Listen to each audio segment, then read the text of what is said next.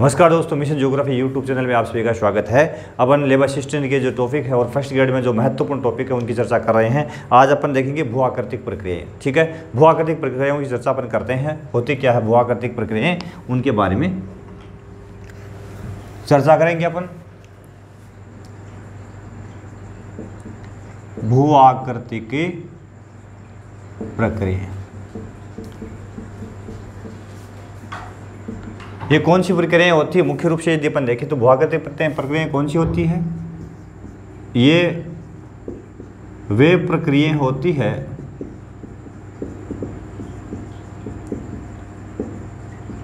जो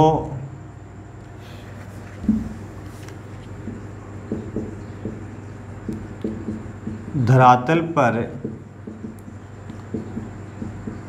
विभिन्न प्रकार के परिवर्तन लाती है। ठीक है, अर्थात कई तरह के स्ट्रक्चर बना देती है ना, कई प्रकार के की संरचनाएं बना देती है धरातल पर।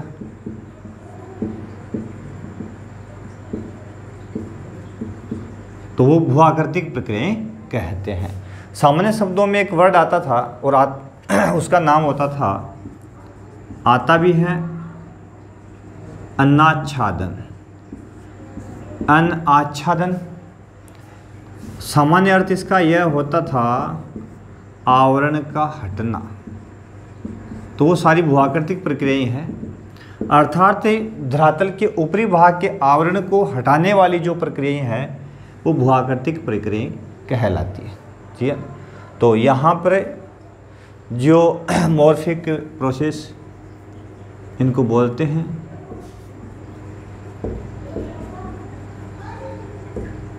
और यह जियोमॉर्फिक प्रोसेस जो है वो धरातल के ऊपर विभिन्न प्रकार के चेंजेस लाती है। यदि आपने हमारे चैनल को अभी तक सब्सक्राइब नहीं किया तो प्लीज़ सब्सक्राइब कर लें। हमारे साथ में पढ़े संपूर्ण भूगोल, और आपके लिए प्रश्नोत्तर सीरीज जल्द शुरू होने वाली है। तो आपको संपूर्ण भूगोल की तैयारी के लिए हमसे जुड़ना चाहिए और हमारे मिशन को आगे बढ़ाना चाहिए। और आप अपने लक्ष्य के लिए आप हमारा साथ ले सकते हैं। हम आपके लिए हर संभव कोशिश कर रहे हैं। तो आप अधिक से अधिक बच्चों को भी जोड़ें और पढ़ें हमारे साथ मिशन ज्योग्राफी यूट्यूब के साथ में अपना संपूर्ण भूगोल। तो भू आकृतिक प्रक्रियाएं अपन देख ही रहे हैं। अब इसमें अपन जो अनाच्छादनकारी प्रक्रियाएं होती है, इन प्रक्रियाओं के पीछे कई बल उत्तरदायी होते हैं। अब ऐसे कौन से बल है जो इन प्रक्रियाओं को घटित करते हैं या इसके लिए उत्तरदायी है? तो यहाँ यदि अपन देखें तो दो प्रकार के बल उत्तरदायी होते हैं।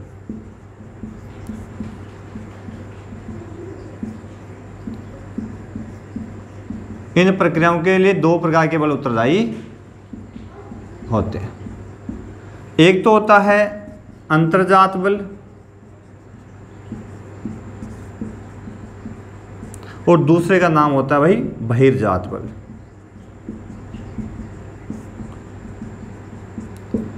अंतर्जात बल वो होते हैं जो धरातल के आंतरिक भाग में प्रकट होकर के और धरातल के ऊपर परिवर्तन लाते हैं।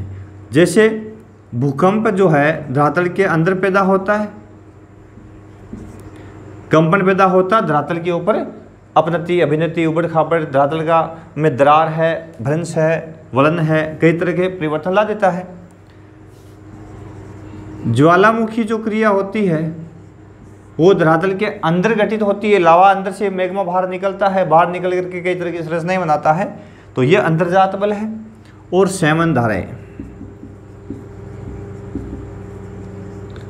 सेवन धारा बार बार अपन ने चर्चा इसकी कि आर्थर होम्स ने सेवन धारा सिद्धांत दिया था और उन्होंने बताया था, आर्थर होम्स ने क्या बताया था कि धरातल के अंदर रेडियो तत्व पाए जाते हैं, रेडियो धर्मी पदार्थ मिलते हैं, अर्थात यूरेनियम, थोरियम, बेरिलियम, जिर्कन जो है जिनमें ऊर्जा होती है, पर मात्रा में ऊर्जा होती है। तो जहाँ ऊर्जा कम होती है, अधिक ऊर्जा वाले क्षेत्र से इन पदार्थ ऊर्जा का संचार होता है। ठीक है, तो उस संचार के कारण धरातल के अंदर एक विभिन्न प्रकार की एक प्रकार की धारा उत्पन्न होती है, उसको सेवन धारा के नाम से पुकारते हैं। ठीक है, तो भूकंप, ज्वालामुखी और सेवन धाराएं अंतर्जात बलों की श्रेणी में आती है। बहिर्जात बल कौन से होते हैं? तो बहिर्जात बल वो होते हैं जिसके जो धरातल के बाहर ऊपर प्रकट होते हैं, ठीक है ना, जो धरातल के ऊपर प्रकट होकर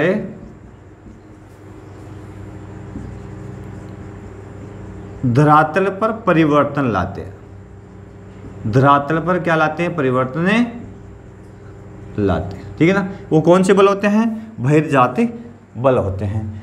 इनके लिए जो सूर्य ऊर्जा का कार्य करता है, बहिर्जात बलों के लिए सूर्य ऊर्जा का स्रोत है। ठीक है ना, महत्वपूर्ण है। बहिर्जात बलों के लिए सबसे महत्वपूर्ण जो ऊर्जा का स्रोत कौन सा भाग है? कौन है? सूर्य है। ठीक है, तो वो क्या करता है? जिस भागों में जो तेज अपना देता है, सूर्य की जो ऊष्मा जो प्रकट होती है, उस ऊष्मा के कारण धरातल के विभिन्न भागों में अनेक प्रकार के परिवर्तन आते हैं और धरातल के ऊपर विभिन्न तरह की संरचनाएं बनती है। जैसे कि बहता पानी, बरसात होती है, नदियाँ बहती है, तो वो धरातल के ऊपर चेंजेज लाती है। बहता पानी, तो इसमें नदियाँ, बहती हवा, आंधियाँ चलती है, आपको पता ही है, तो धरातल पे विभिन्न प्रकार का चेंज लाती है। और हिमानी, हिम नदियाँ जिसको बोलते हैं, ठीक है ना, समुद्री धाराएं, गर्म और ठंडी धारा होती है, दो प्रकार की गर्म और ठंडी धाराएं तटीय भागों में काफ़ी अधिक परिवर्तन लाती है। तो ये बहिर्जनिक प्रक्रियाएं हैं, बहता पानी, बहती हवा, हिमानी और समुद्री धाराएं। तो ये क्या करती है? धरातल के ऊपरी भाग में प्रकट होकर के धरातल के ऊपरी भाग में परिवर्तन लाती है और धरातल को एक प्रकार से कहें तो ये प्रक्रियाएं समतलीकरण का कार्य करती है। ये प्रक्रियाएं किसका काम करती है? वही समतलीकरण का कार्य करती है। ठीक है ना। और जो अंतर्जात बल है, ये जो प्रक्रियाएं हैं, ये असमतलीकरण का काम करती है। यानी ये धरातल के अंदर धरातल को असमतल करती है। ज्वालामुखी, शवन धारा और भूकंप, और यह समतल का काम करती है। हवा उच्च भागों से मिट्टी को बहा करके उड़ा के ले जाती है और निम्न भागों में गर्तों में जमा कर देती है। ठीक इसी प्रकार से बहता पानी पहाड़ी क्षेत्रों से जब नदियाँ नीचे उतरती है, अपने साथ में ऊपरी भागों से मिट्टियाँ भाग करके लाती है, निम्न गर्तों में वो जमा कर देती है, तो समतलीकरण का काम करती रहती है। अब ये प्रक्रिया जो है, जो समतलीकरण का कार्य है, कब तक चलता रहता है भाई? जब तक तब तक चलता है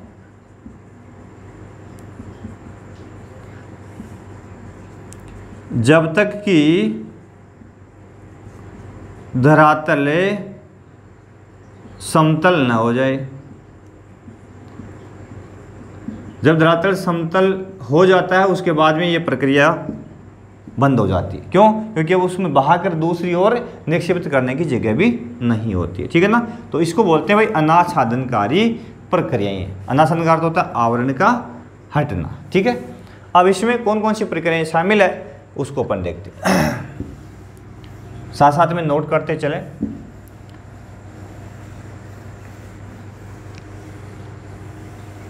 तीन प्रकार की भूआकृतिक प्रक्रियाएं होती है भाई। बल अपन ने देख लिया भूआकृतिक प्रक्रियाओं के लिए उत्तरदायी। भूआकृतिक प्रक्रिया तीन प्रकार की होती है।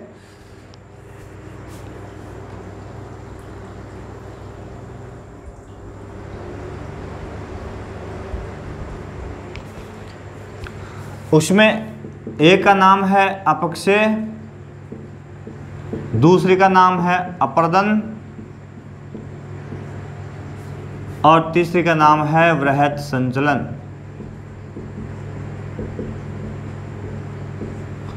तीन प्रकार की होती है भूआकृतिक प्रक्रियाएं। कितने प्रकार की होती है? तीन प्रकार की। ठीक है। अब इसमें अपन बारी बारी से अपन चर्चा करते हैं। सबसे पहले अपक्षय की चर्चा अपन करें कि अपक्षय होता क्या है, किसे कहते हैं। अपक्षय जो होता है उसमें चट्टानों का अपने स्थान पर टूट जाना। अपक्षय में क्या होता है? अपक्षय वेदरिंग, अर्थात इसका अर्थ क्या हुआ, चट्टानों का ताप दाब परिवर्तन से अपने ही स्थान पर टूट जाना, अपने ही स्थान पर टूट जाना।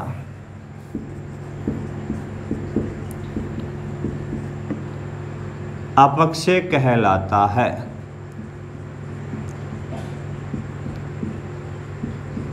क्या कहलाता है? अपक्षय कहलाता है। ताप दाब में परिवर्तन के कारण, जैसे ताप बढ़ता है उसके कारण चट्टानें टूट जाती है, दाब बढ़ता है तो चट्टानें टूट जाती है। तो ताप दाब के बढ़ने के कारण चट्टानों का अपने स्थान पर टूट जाना क्या कहलाता है? अपक्षय कहलाता है। अपक्षय के जो प्रकार है, अपक्षय मुख्य रूप से 3 प्रकार का होता है। कितने प्रकार का होता है? 3 प्रकार का। वो 3 प्रकार कौन कौन से हैं? एक का नाम है भौतिक अपक्षय,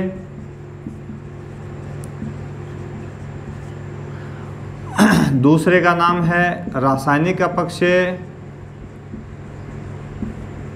ठीक है, और तीसरे का नाम है भाई जैविक अपक्षय।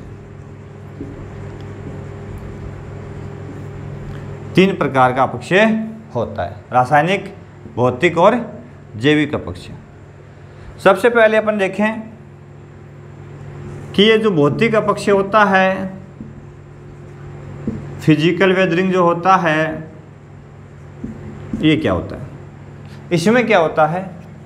इसमें होता क्या है कि इसमें कोई रासायनिक अभिक्रिया नहीं होती, बल्कि ताप दाब के प्रभाव से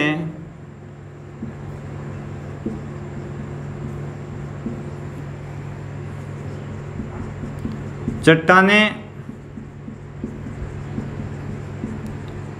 टूट जाती है।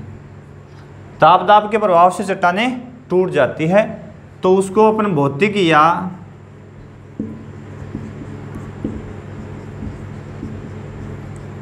यांत्रिक अपक्षय कहते हैं।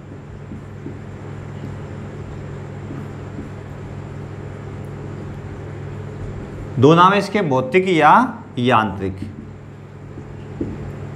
इसको भौतिक या यांत्रिक अपक्षय कहते हैं, ठीक है, ताप दाब के परिवर्तन से।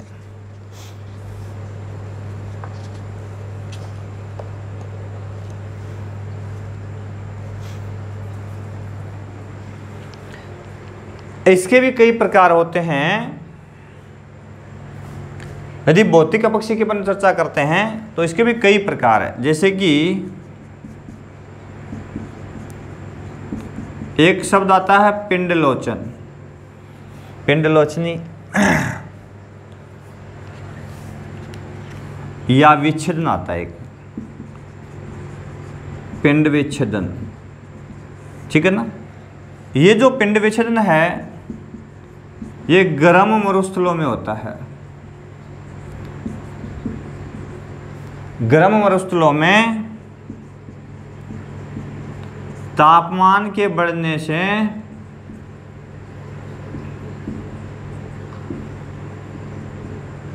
चट्टानें टूट जाती है, ठीक है ना। तो उसे पिंड विच्छेदन, यानी बड़े आकार में चट्टानें टूटती है तो उसको पिंड विच्छेदन बोलते हैं।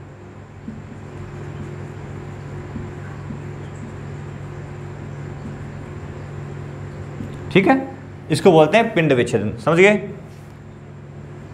एक होता है इसमें अपसल्कन,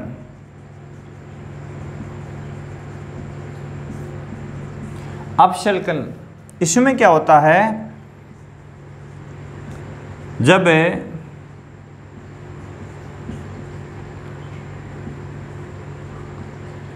ताप बढ़ता है तो चट्टानों के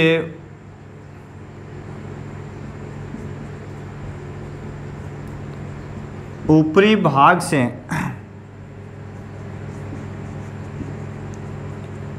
चटकने टूट जाती है। क्या टूट जाती है? चटकने टूट जाती है। तो इस प्रकार से इसे अपसल्कन बोलते हैं। समझ गए? क्या होता है अपसल्कन? अर्थात जब तापमान बढ़ता है गर्म मरुस्थलीय प्रदेशों में, तो चट्टान का जो ऊपरी भाग है, ताप के बढ़ने से वहाँ से चटकने उछल करके ऊपर की परतें हटती रहती है, तो उसको बोलते हैं भाई अपसल्कन। ठीक है ना? उसके बाद में भौतिक पक्ष है अगला, तुषारे अपक्षय।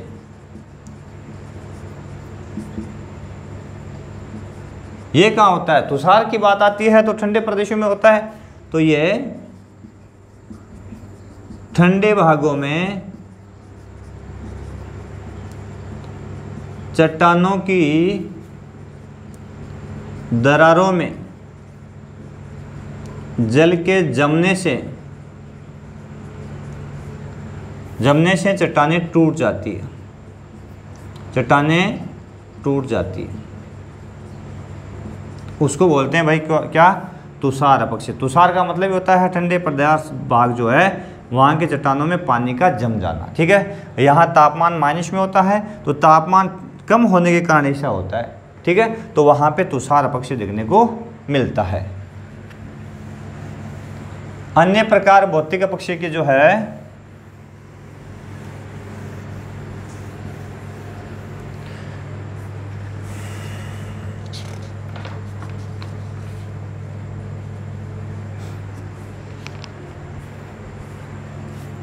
चौथा प्रकार इसका है दाब मोचन। इसमें क्या होता है? जब चट्टानों के ऊपर का दाब कम हो जाता है, दाब कम हो जाता है, तो नीचे की चट्टानें टूट जाती है।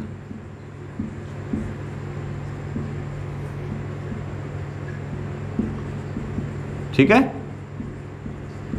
इसे बोलते हैं दाब मोचन। ठीक है?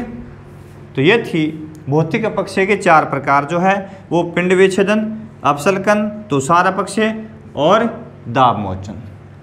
अब दूसरा प्रकार जो अपक्षय का है वो है रासायनिक अपक्षय।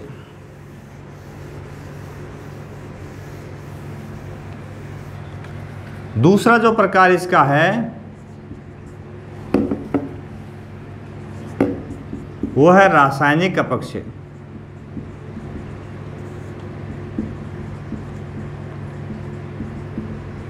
ठीक है ना? केमिकल जो वेदरिंग जो होता है उसमें क्या होता है? रासायनिक अभिक्रिया के तहत क्या होता है?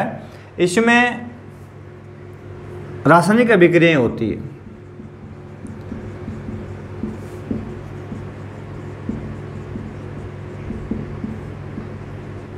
क्या होती है? रासायनिक अभिक्रियाएं होती कहाँ पे है? जहाँ पे जल व तापमान दोनों ज़्यादा हो, जल भी वर्षा भी अधिक होती हो और तापमान भी ज़्यादा हो, तो वहाँ पे रासायनिक अपक्षय अधिक देखने को मिलता है। ठीक है ना? जैसे कि इसके भी कई प्रकार है। एक वर्ड आता है रासायनिक अपक्षय ऑक्सीकरण। ठीक है ना? ऑक्सीकरण जब वायुमंडल की ऑक्सीजन वर्षा जल के साथ घुलकर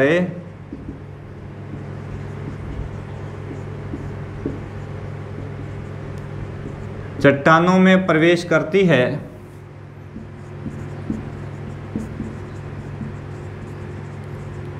तो ऑक्साइड बनाती है।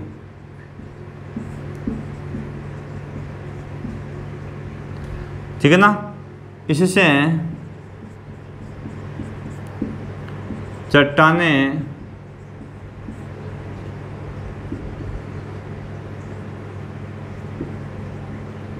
टूट जाती या खुल जाती है, तो इसको बोलते हैं भाई ऑक्सीकरण। क्या बोलते हैं? ऑक्सीकरण। ये कहाँ ज़्यादा होता है? लोह प्रधान चट्टानों में ये ज़्यादा देखने को मिलता है। ठीक है। दूसरा जो रासायनिक अपक्षय है उसमें है भाई कार्बोनेशन।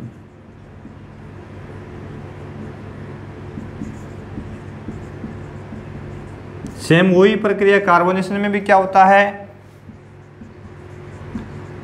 वायुमंडल की CO2 कार्बन डाइऑक्साइड गैस है ना, वर्षा जल के साथ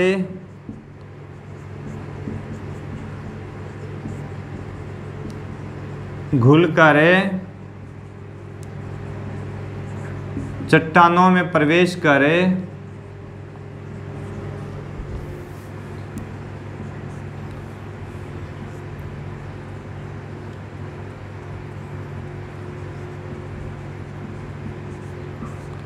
चट्टानों में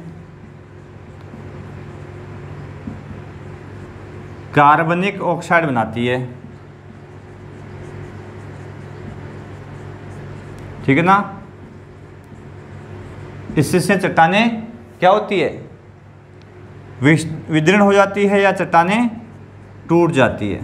ठीक है ना। इससे चट्टानें टूट जाती है, कमज़ोर हो जाती है, तो इसको बोलते हैं भाई कार्बोनेशन। तो इसमें CO2 की मात्रा जो वर्षा जल के साथ में घुल करके चट्टानों में प्रवेश करती है, उसके साथ क्रिया करती है और उसको चट्टानों को तोड़ करके उसका घोल बना देती है। ये चूना प्रधान सेलों में अच्छा ज़्यादा होता है। चूना प्रधान सेलों में ये सर्वाधिक देखने को मिलता है। किसमें? चूना प्रधान सेलों में ये अधिक देखने को मिलता है। ठीक है। अगला है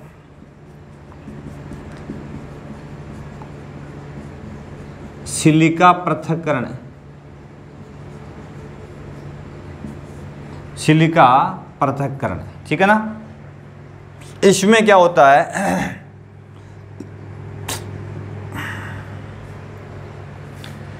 आग्नेय सेलों के साथ में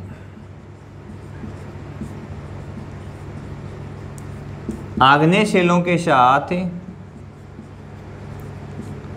जल क्रिया करता है, वर्षा जल क्रिया करता है, तो इन सेलों से सिलिका अलग कर देता है। सिलिका अलग कर देता है। ठीक है ना। इसे बोलते हैं डीसिलिकेशन। डीसिलिकेशन कहते हैं। तो यहां प्रश्न पूछ ले कि डीसिलिकेशन किसका भाग है?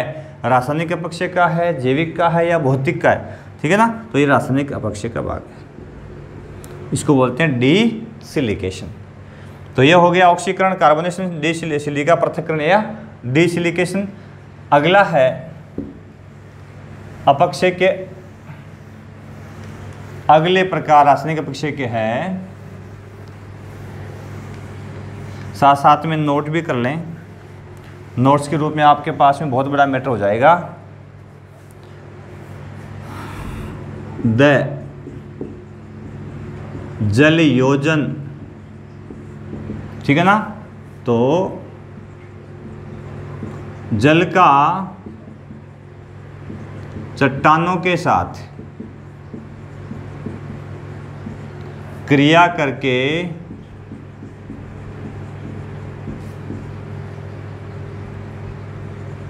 चट्टानों को ढीला कर देना जलयोजन कहलाता है।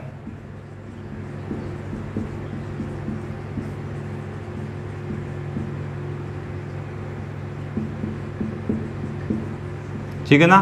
तो इसमें जैसे अपन क्या करते हैं, किसी भी प्रकार की जो शेल है उसमें जब पानी प्रवेश करता है तो शेल का भार बढ़ जाता है, और भार बढ़ जाता है, हर पानी प्रवेश करने के बाद में वो अपने आप ही खुल जाती है, ठीक है ना। तो ये जलयोजन के कारण ऐसा होता है, तो ये रासायनिक अभिक्रिया के कारण ऐसा होता है। इसको बोलते हैं जलयोजन। एक होता है घोलन। तो वर्षा जल का सेलों के साथ अभिक्रिया करके घोल बना देना, ठीक है, क्या कहलाता है, घोलन कहलाता है।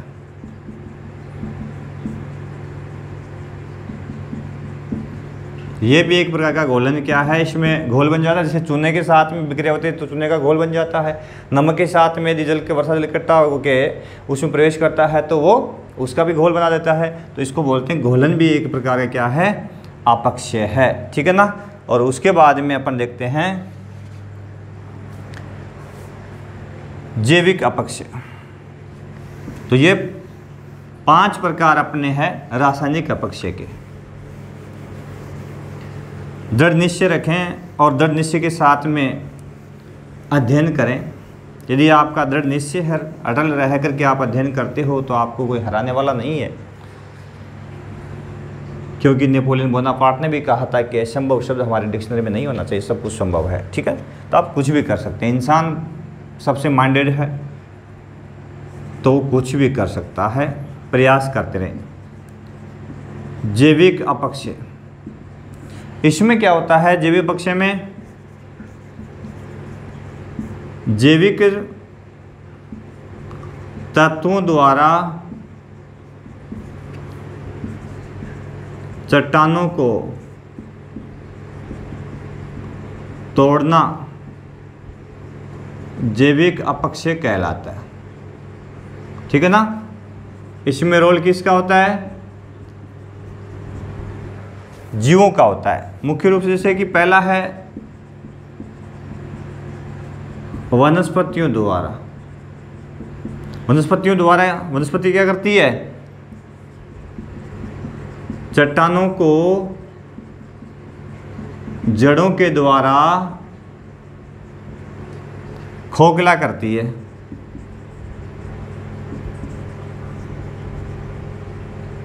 ठीक है ना, जिसके कारण जो अपक्षय होता है वो इजी हो जाता है, ठीक है ना। इससे अपक्षय आसान हो जाता है।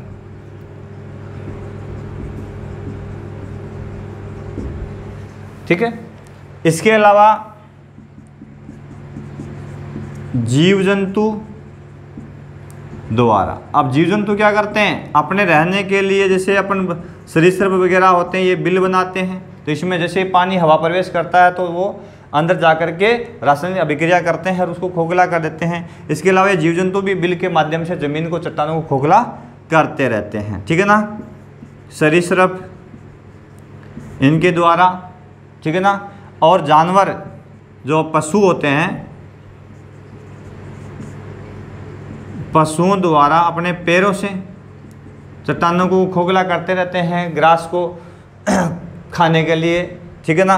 तो उससे भी वो चट्टानों को तोड़ते मरोड़ते रहते हैं। तो ये एक प्रकार का कौन सा है, जैविक अपक्षय का एक भाग आता है, चट्टानें टूटती इससे। और अगला है मानव द्वारा। तो मानव क्या करता है, अपनी आर्थिक क्रियाओं के तहत आर्थिक क्रियाओं के लिए कई काम करता है। खनन करता है, भाई करता नहीं करता, कृषि करता है, ठीक है ना। खनन करता है, कृषि करता है और अपने आदिवास बनाता है। तो इन सब के लिए वो क्या करता है, चट्टानों को तोड़ता रहता है। तो मनुष्य द्वारा भी जैविक अपक्षय किया जाता है। तो ये थे अपक्षय और उसके प्रमुख प्रभाव। अब देखते हैं दूसरी प्रक्रिया। दूसरी जो प्रक्रिया है उसका नाम है भाई अपर्दन। दूसरी जो प्रक्रिया है अनाच्छादन की, उसका नाम है अपर्दन।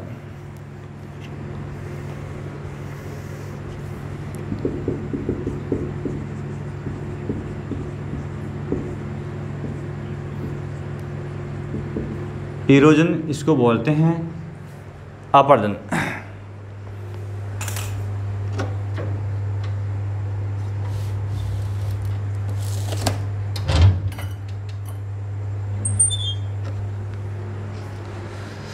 अपरदन की अपन चर्चा करें। इसमें क्या होता है, अपरदन में बाह्य कारक जैसे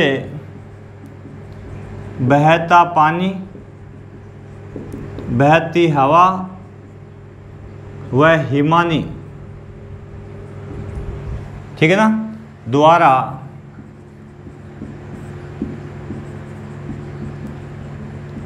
धरातल को काट कर बहा कर ले जाना अपरदन कहलाता है। ठीक है, इसमें जो अपरदन के कारक है ना, अपरदन के कारक, इसमें बहती हवा, बहता जल जैसे नदियाँ, हिमानी और समुद्री धाराएं, ये अपरदन के कारक कहलाते हैं। ठीक है ना, तो ये एक स्थान से पदार्थों को उठाते हैं और दूसरे स्थान पर ले जाकर ये जमा कर देते हैं। ठीक है ना, तो इसको बोलते हैं अपरदन के, इनको बोलते हैं अपरदन के कारक कहलाते हैं। ठीक है, अब इसमें अपरदन के प्रकार दे रखे हैं। जैसे एक होता है अपघर्षण। अपघर्षण में क्या होता है,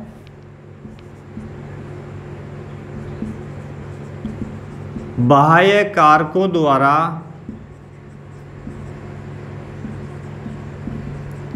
चट्टानों को काट कर ले जाना अपघर्षण कहलाता है। क्या कहलाता है, अपघर्षण कहलाता है।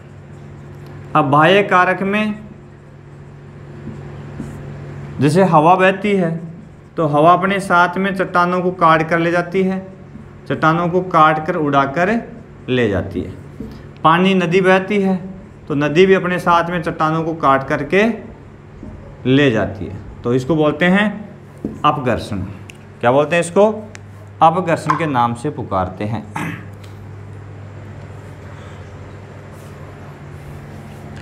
एक इसका भाग अगला है, उसको बोलते हैं भाई सन्निकर्षण। यहाँ से प्रश्न प्राय पूछते हैं सन्निकर्षण में क्या होता है। सन्निकर्षण में क्या होता है कि इन्हें अपरदन कारकों के साथ, अपरदन कारकों के साथ में जो मलबा प्रवाहित होता है, जो कण प्रवाहित होते हैं,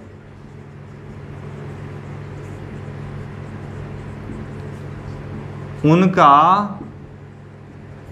आपस में टकराकर घर्षित होना। ठीक है ना,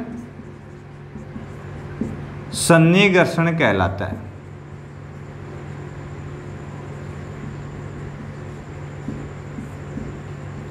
इसमें क्या होता है, जो बहती नदी के साथ में जो मलबा साथ में लुढ़क करके आगे चलता है उसके साथ में, तो वो आपस में वेग के साथ में जब वो आपस में उनकी रगड़ होती है, टक्कर होती है, तो उसके कारण भी उनका भी अपरदन होता रहता है, तो उसको बोलते हैं भाई सन्निकर्षण।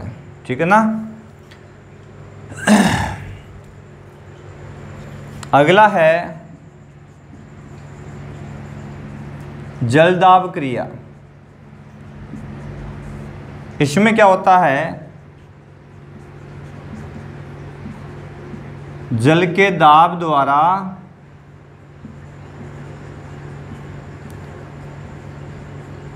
सेलों का टूटना। ठीक है ना, सेलों का टूटना ये भी एक प्रकार का जलदाब क्रिया द्वारा अपरदन है। ठीक है ना, ये भी एक प्रकार का क्या है, जलदाब द्वारा एक प्रकार का अपरदन है। ठीक है ना, इसके अलावा एक आता है संक्षारण, एक होता है संक्षारण।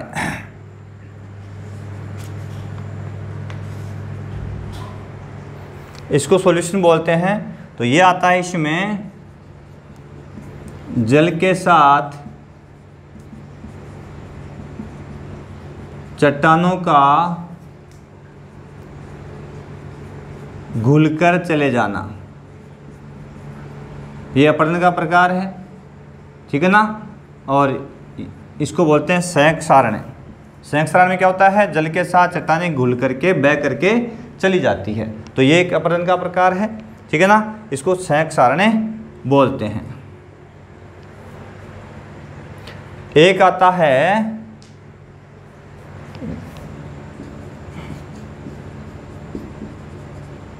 गुहिकायन। तो इसमें नदी के साथ निलंबित कण, नदी के साथ निलंबित कणों द्वारा नदी की तली में कटाव करना, ठीक है ना। नदी की तली में कटाव करना गुहिकायन कहलाता है।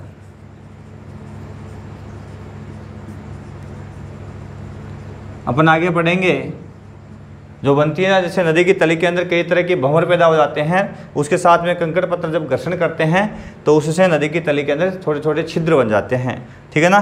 तो ये जो अभिप्रक्रिया है अपरदन का एक प्रकार है, इसको गुहिकायन के नाम से पुकारा जाता है, ठीक है ना। और अगला प्रकार है उत्पाटन। अपरदन का अगला प्रकार है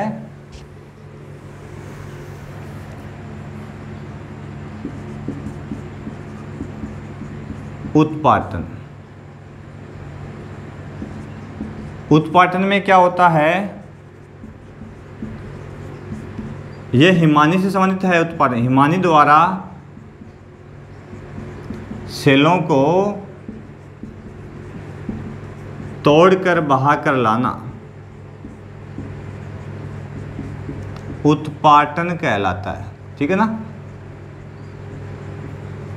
इसको क्या बोलते हैं, उत्पाटन बोलते हैं। ये उत्पादन किससे संबंधित है, हिमानी से संबंधित है। तो ये एक प्रकार से हिमानी भी क्या करती है, कटाव करके एक स्थान से दूसरे स्थान पर पदार्थों को बहा करके ले जाती है, ठीक है। और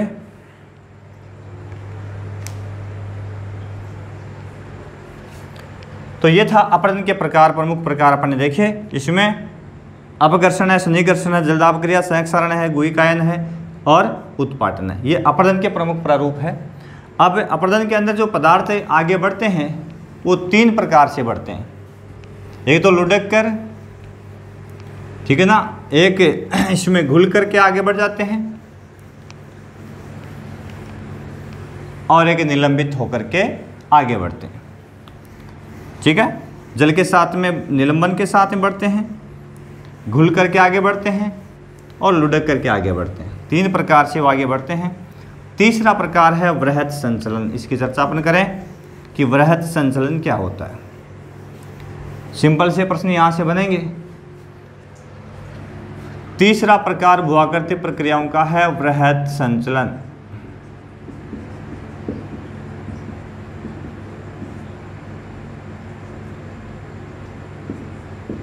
ठीक है।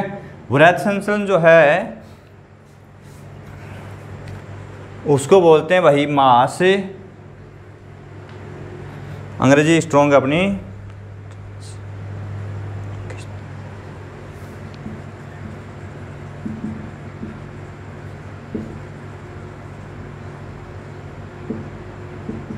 मास ट्रांसलोकेशन के नाम से इसको बोलते हैं।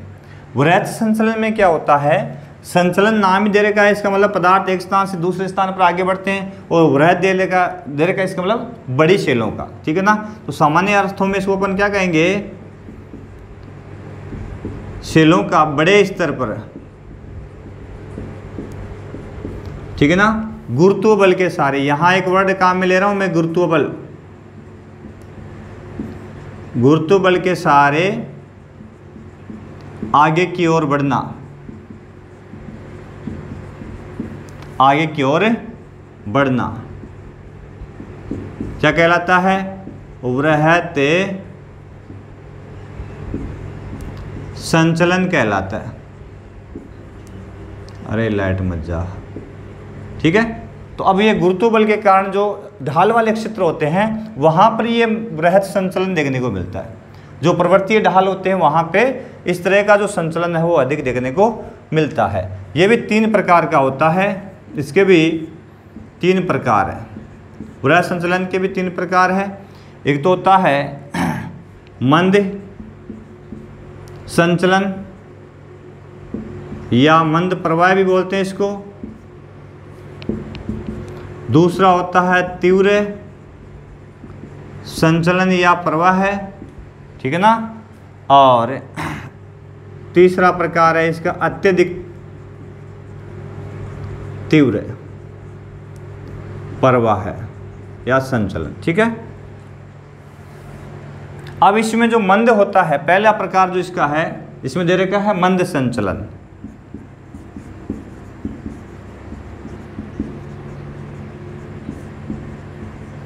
इस मंद संचलन में क्या होता है, इसमें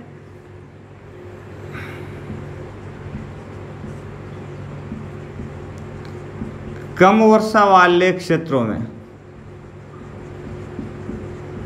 विशेषकर कम वर्षा होती हो और पहाड़ी क्षेत्र हो, कम वर्षा वाले पहाड़ी क्षेत्रों में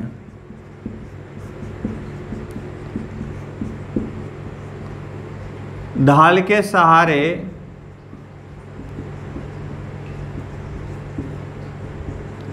गुरुत्व बल द्वारा, ठीक है ना,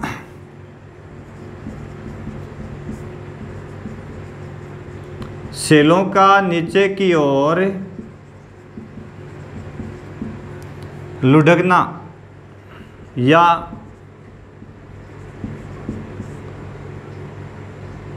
क्या कहलाता है? मंद संचलन कहलाता है।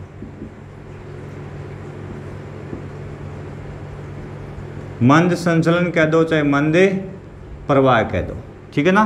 तो इसमें जो थोड़ी पहाड़ी क्षेत्र होते हैं जहाँ पे कम वर्षा, जल की मात्रा थोड़ी कम होती है, उन भागों में ऐसा होता है। इसके 4 भाग है, मंद संचलन के 4 भाग है। एक का नाम है भूमि सर्पण। सर्पण शब्द दे दे, मतलब सर्प जिस प्रकार से धीरे धीरे बढ़ता है उसी प्रकार से बहुत बड़ी मात्रा में भूमि का जो ऊपरी भाग, ऊपरी परत है वो आगे की ओर लुढ़क करके आ जाना, ठीक है ना। इसके बाद में दूसरा यहाँ पे दे रखा है सेल सर्पण।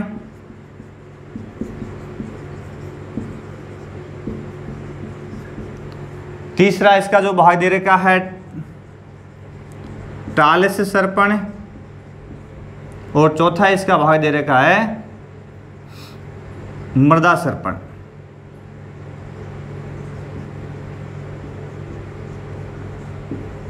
तो ये मंद सर्पण के 4 प्रकार दे रखे यहाँ पे।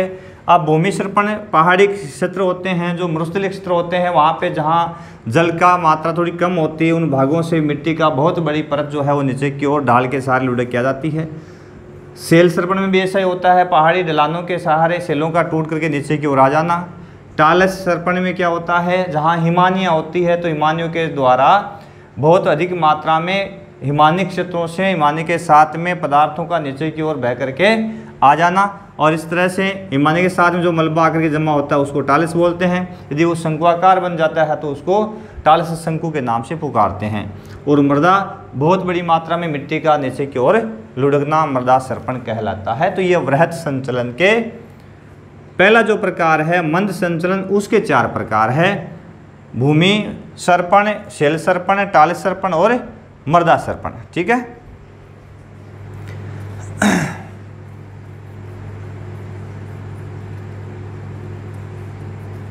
अगला है भाई अपना तीव्र सामूहिक स्थानांतरण।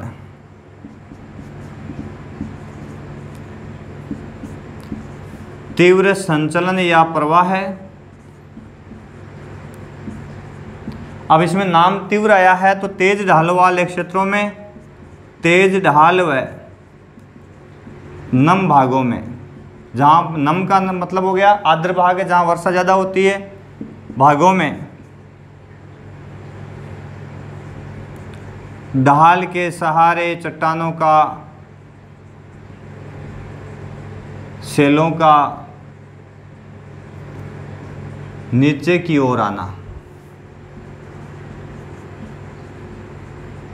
क्या कहलाता है? तीव्र संचलन कहलाता है। यहां से प्रश्न आता है भाई,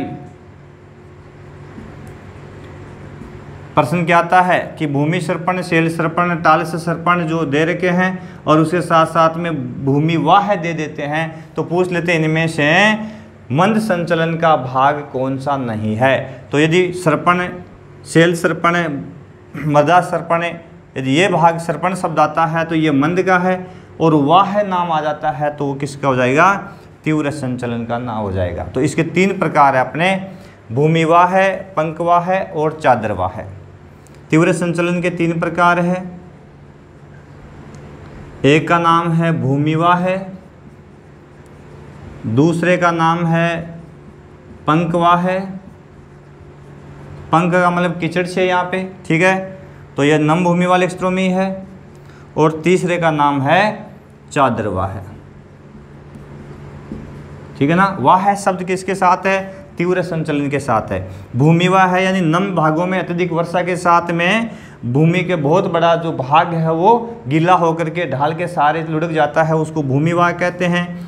जब बहुत अधिक मात्रा में जल सिक्त होकर के चट्टानें एक पंख यानी कीचड़ का रूप लेकर के एक कीचड़ के रूप में आगे प्रवाहित होती है तो उसको पंखवाह कहते हैं, ये तीव्र संचलन का भाग है। और यदि चादर के रूप में बड़े प्रदेश में मिट्टी नम होकर के एक चादर के रूप में आगे की ओर लुढ़कना शुरू कर देती है, उसको चादरवाह कहते हैं, तीव्र संचलन का भाग है। तीसरा प्रकार इसका है अपना अत्यधिक तीव्र वाह है।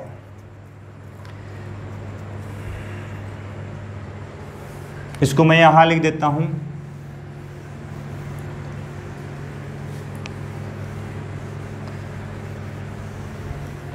पॉइंट टू पॉइंट यदि अपन चलें, ये मत समझना कि हम पॉइंट देख करके आगे बढ़ें, बिल्कुल आवश्यकता होती है, कोई पूर्ण नहीं होता। हमारा उद्देश्य आप तक एक सही और सटीक बात पहुँचाई जाए, ठीक है ना। तो तीसरा प्रकार इसका जो है वो है अति तीव्र संचलन या वाह भी कहते हैं इसको, तेज में वाह शब्द आ रहा है, ठीक है ना। तो यहाँ अपन देखते हैं, इसमें महत्वपूर्ण जो बात है, इसमें वर्षा का होना जरूरी नहीं। अब यहाँ से प्रश्न है कि किस संचलन में वर्षा यानी जल का कम या अधिक होना जरूरी नहीं है, अति तीव्र संचलन में। तो ये क्यों होता है फिर? यह है सिर्फ ढाल के सहारे, ठीक है ना, और गुरुत्व बल के कारण ऐसा होता है। ढाल के सहारे गुरुत्व बल के कारण ही ऐसा होता है। इसमें किसी नम की वर्षा के जल का होना अति आवश्यक नहीं है, ठीक है ना। तो ये अति तीव्र लिखा है, तो इसमें सिंपल सी बात है, समझ में भी आ जाएगा आपको। अति तीव्र है तो इसके कई प्रकार है, जैसे आपने कभी सुना होता हो तो इसमें भूस्खलन, स्खलन शब्द जहाँ आता है तो वहाँ तीव्र है, ठीक है ना। तो ऊंचे पहाड़ी भागों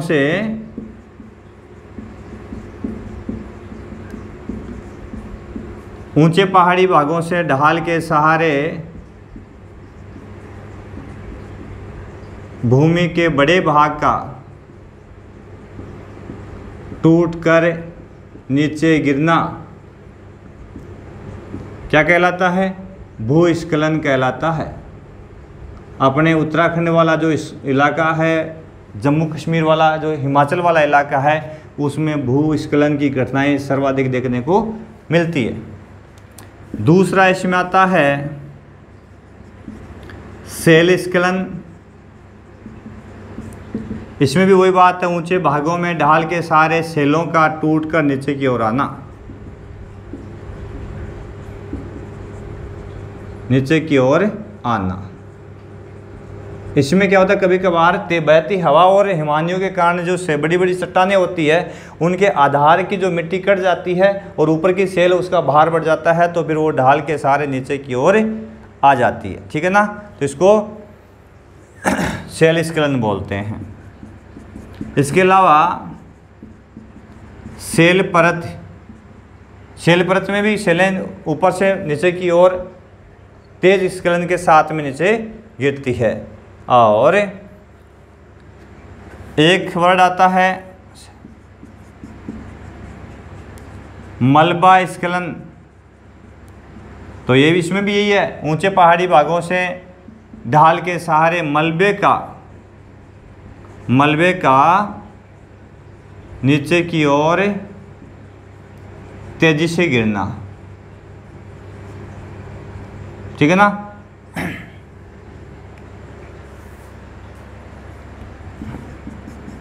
एक होता है सेलपातन, तो इसमें भी ये होता है ऊंचे पहाड़ी ढलानों से सेलों का टूटकर नीचे की ओर गिरना। तो ये सारे के सारे भाग जो है ना, चाहे सेलपातन कह दो, भूस्खलन, सेल स्खलन, सेल परत, ठीक है ना, मलबा स्खलन और सेल पातन, ठीक है, ये सारे के सारे किसके भाग है। एक और है अवपातन।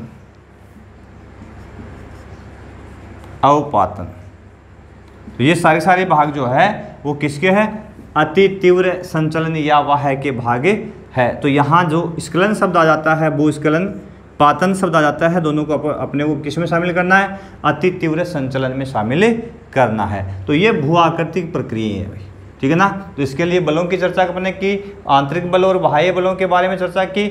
उसके बाद में अपक्षय की चर्चा, भौतिक और रासायनिक अपक्षय और जैविक अपक्षय 3 प्रकार देखे और अपर्दन के प्रकार अपने देखे, ठीक है ना। इसमें सन्निघर्षण है, अपघर्षण, अवघर्षण है, इनकी बात की अपने, और उसके बाद में वृत्त संचलन की बात की। तो ये टॉपिक अपना क्लियर है भू आकृतिक प्रक्रियाओं का, ठीक है। तो अगले टॉपिक में फिर मिलेंगे नए वीडियो के साथ में। तब तक के लिए आप देखें हमारा मिशन ज्योग्राफी यूट्यूब चैनल। और कल से आपके लिए पीछे जो जितने भी लेसन अपने कवर किए उनके लिए 2 या 3 पाठों के लिए जितने प्रश्नोत्तर सीरीज बनती है वो आपके लिए कल से शुरू हो जाएगी। तो आप देखते रहे हमारा मिशन ज्योग्राफी यूट्यूब चैनल, हमसे जुड़ें, अधिक से अधिक बच्चों को जोड़ें ताकि हमारा फ़ायदा जो है अधिक से अधिक बच्चों तक पहुँचे। बहुत बहुत धन्यवाद। आपने यदि अभी तक हमारे मिशन को यदि सब्सक्राइब नहीं किया है तो हमारे चैनल को सब्सक्राइब जरूर कर लें, बेल आइकन को दबा लें ताकि नोटिफिकेशन आपके पास में तुरंत पहुंच जाए। तो आप देखते रहे मिशन ज्योग्राफी।